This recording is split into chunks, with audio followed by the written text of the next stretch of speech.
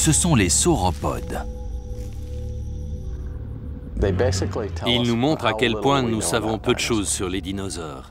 Si on avait les mêmes proportions, nous aurions une tête grosse comme une cacahuète, tout au bout d'une paille d'1 mètre de long. Ce long cou qui s'étire, qui n'en finit pas, il faudrait qu'il s'arrête, mais non, il n'en finit pas. C'est bizarre, non? Voici l'un des spécimens les plus étranges de cou étiré dans l'évolution des sauropodes. Le mamenchisaure, 20 mètres de long, pour un poids de 15 tonnes.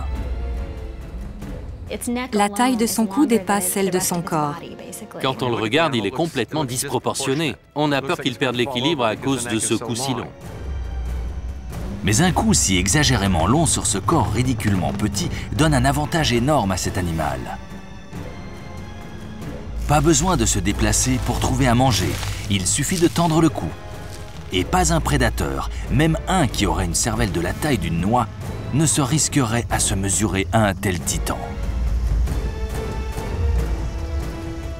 Il n'y a pas énormément de prédateurs possibles pour un sauropode qui mesure 7 mètres de long. Si l'on compare avec les animaux qui vivent en Afrique aujourd'hui, ceux que personne n'ose ennuyer, ce sont les éléphants, parce qu'ils sont énormes. Les seules périodes où ils doivent se méfier, c'est lorsqu'ils sont petits ou très vieux. Je crois que les sauropodes ont grossi pour s'adapter ou adopter une stratégie du même ordre.